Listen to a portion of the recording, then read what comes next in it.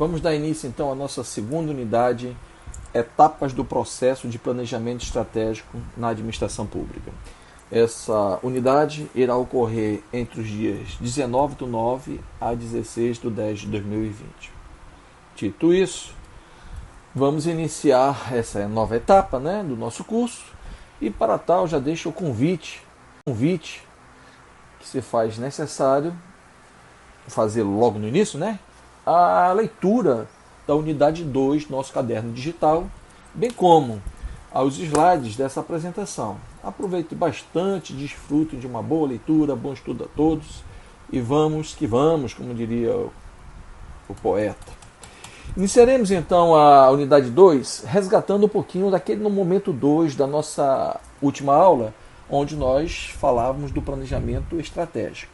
Iremos nos ater às declarações de valores, missão, visão e dos fatores críticos de sucesso. Para tal, necessitaremos entender como se faz um bom diagnóstico organizacional e, posteriormente, iremos abordar a elaboração das estratégias que irão decorrer a partir deles.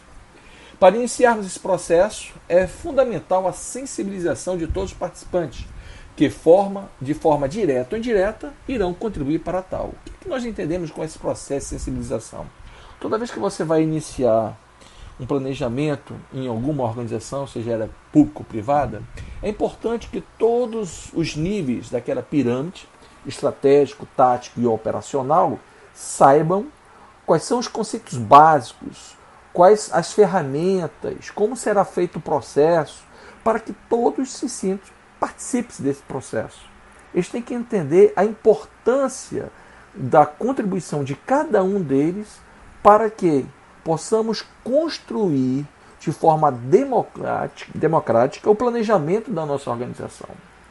Não pode haver entre os membros da equipe qualquer dúvida sobre o processo, a fim de evitar-se resistência. À medida que vocês possam fazer essa sensibilização, a transparência, a democratização das informações e abertura, surge a possibilidade, com isso, de novas ideias. Tornará o nosso planejamento estratégico mais participativo, fazendo com que as pessoas fiquem mais comprometidas com os resultados futuros, que, posteriormente, se isso for feito com critérios, com participação efetiva de todos, vai ser um produto oriundo daquela organização. E como tal, é como se fosse um filho que nós queremos que ele cresça, desenvolva e que atinja os seus objetivos. Afinal, estamos falando da vida da nossa organização. Dito isso, pergunto aos senhores, ficaram curiosos? Querem saber como se faz essa sensibilização da equipe? Quer aprofundar um pouquinho mais esse conhecimento? Vá lá no nosso caderno digital, lá na nossa página 64. Então, uma vez realizado tal processo, junte a equipe e vamos discutir a respeito dos valores organizacionais, definindo a sua importância e os benefícios. Vejamos isso nos próximos slides. Esses dois autores, Vasconcelos Filho e Pagnoncelli, eles têm uma visão bem detalhada do que possa construir a declaração de valores a partir da ótica dos colaboradores de uma empresa. A primeira coisa que tem que ser feita é criação de um diferencial competitivo perante o mercado. O que distingue a minha organização perante a outra organização? O que nós temos que dificilmente uma outra organização do mesmo segmento conseguiria copiar? Qual o nosso diferencial competitivo? Em geral, eu posso dizer que os produtos, fisicamente falando, tendem a ser homogêneo, muito parecido, em certo ponto até uma commodity, com pouca diferenciação. Por exemplo, se uma determinada montadora lança um carro 1.0, daqui a pouco todas elas vão lançar um carro 1.0.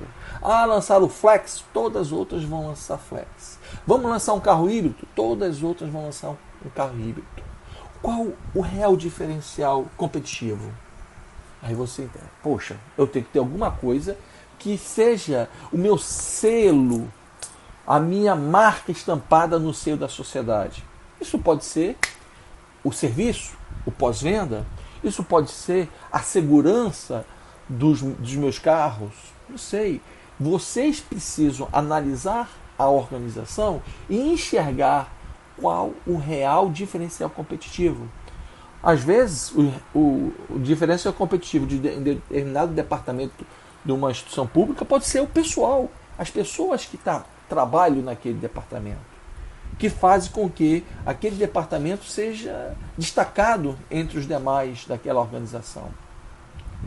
Pode ser o produto final que você apresenta, pode ser o processo que você desenvolveu, pode ser um produto que você conseguiu fazer a patente do mesmo, não sei. Isso vai depender de organização para organização, mas é preciso levantar qual o diferencial competitivo que vai ser vislumbrado pela sociedade, pelo mercado como um todo. O segundo ponto abordado pelos autores é a questão de se balizar o processo decisório da organização. Como é que se dá isso? Em geral, a informação ela flui, deve fluir de baixo para cima. Por que de baixo para cima? Porque quem está mais embaixo, no operacional, é que está em constante contato com o público, com o contribuinte, com a classe que vai tomar o teu serviço. A partir daquele momento, eu tenho uma percepção de que está no front.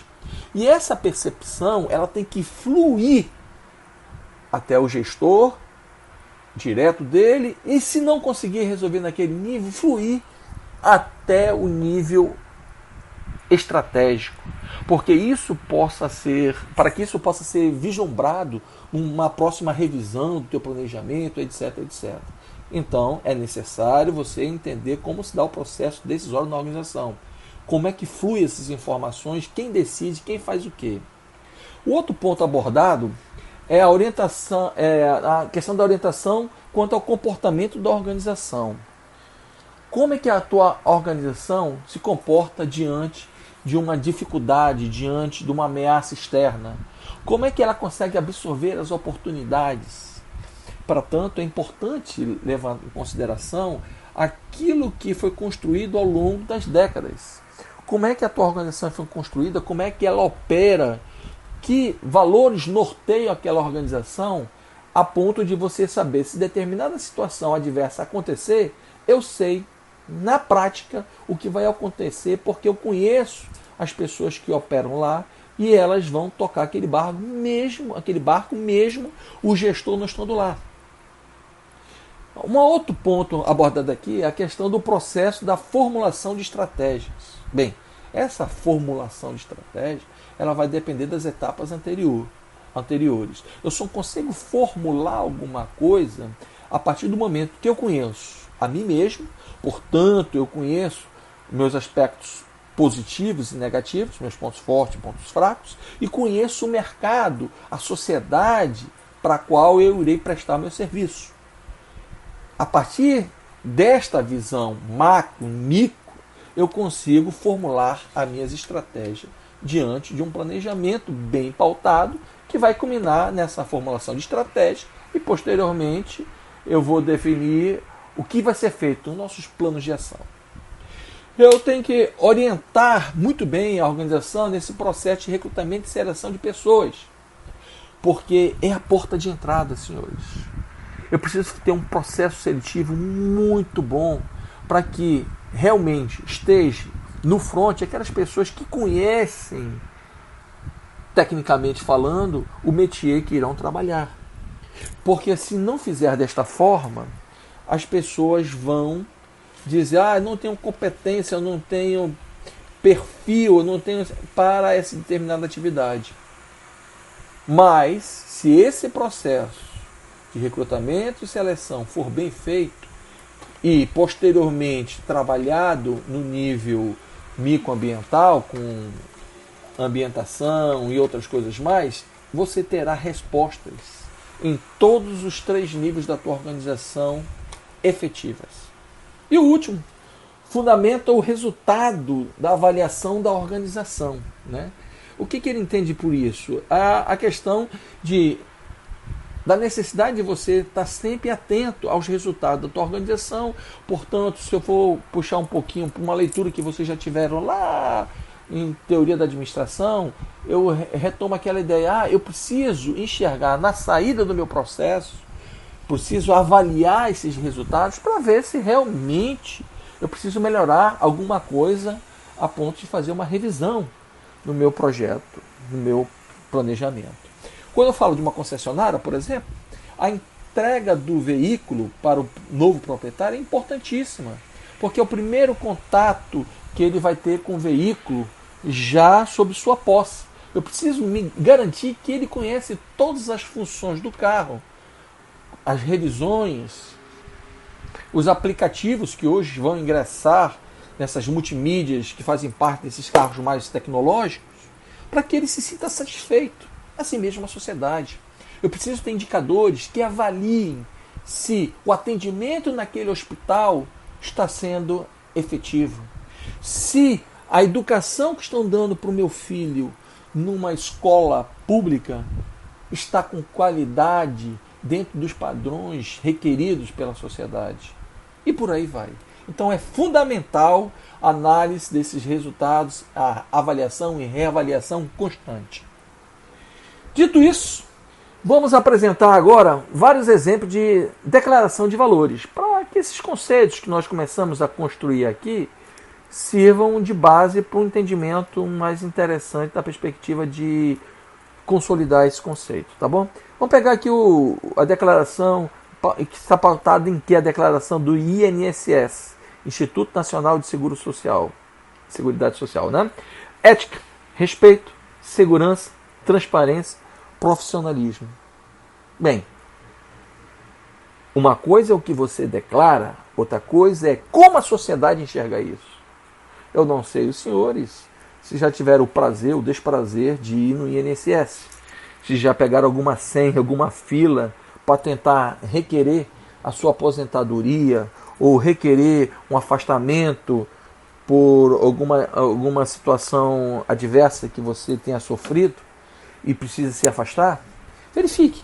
Será que melhorou, não melhorou? Será que isso aqui que eles estão declarando como sendo os valores, aquilo que eles acreditam e efetivamente deveriam praticar, condiz com a verdade? Não sei. Aí temos aí um hospital, São Francisco de Assis, por exemplo, que não fica aqui na nossa região, mas estava no livro. O que é importante para eles? Clientes, ética, equipe, atualização, princípios cristãos. Beleza. Já sei que lá, diante de uma determinada situação, eu vou enxergar que o cliente está sempre em primeiro lugar. Ele é a razão da minha existência. É nisso que nós acreditamos. Nós, nesse hospital, trabalhamos com ética. Valorizamos a nossa equipe, que está sempre atualizada e dentro desse valor cristão de atendimento, de approach, de aproximação com o cliente que está procurando seu atendimento junto ao nosso hospital. Os Correios, lá está escrito: satisfação dos clientes, respeito aos empregados, ética nos relacionamentos, competência profissional, compromisso com as diretrizes governamentais, responsabilidade social, excelência empresarial. Beleza. Resta-nos avaliar enquanto cliente dos Correios se isso tudo realmente acontece.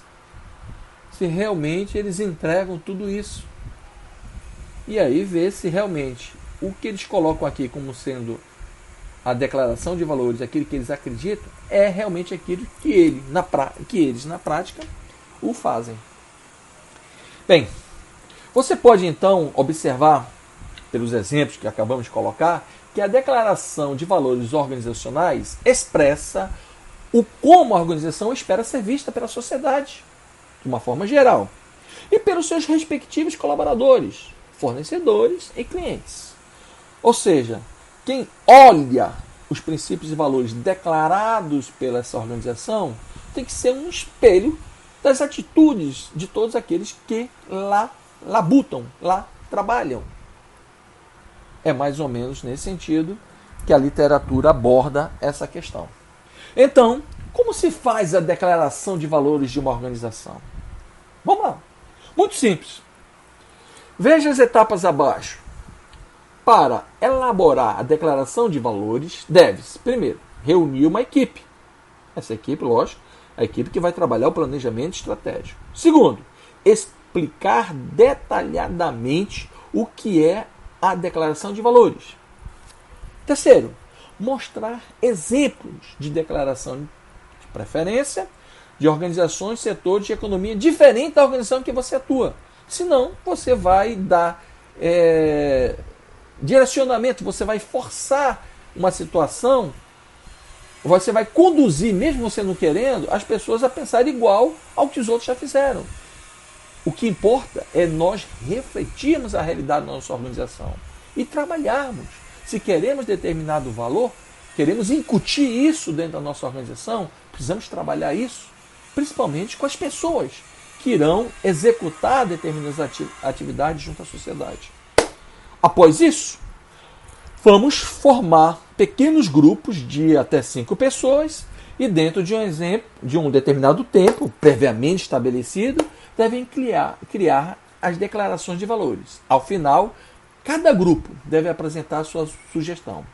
A pessoa que vai servir como consultor ou facilitador passa a debater com todos os grupos a fim de chegarem a uma determinada ponto em comum entre todos os grupos que lá apresentaram, tá bom?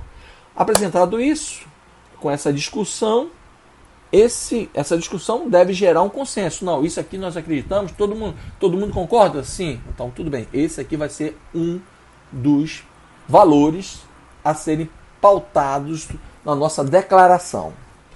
Bem, finalizada essa etapa, coloca-se um cartaz visível afixado no local onde todos estão reunidos, para que, ao longo de toda a reunião, a equipe de planejamento estratégico possa constantemente ler a declaração que foi construída por todos, portanto participativa, que começou com um processo de sensibilização, e, se for o caso, reformular, ainda que a organização esteja já vivendo o momento 2. Vamos lá. Agora, ficou claro a ideia e o conceito? Porém, fica a questão da missão e visão organizacional. Vamos discutir um pouquinho disso?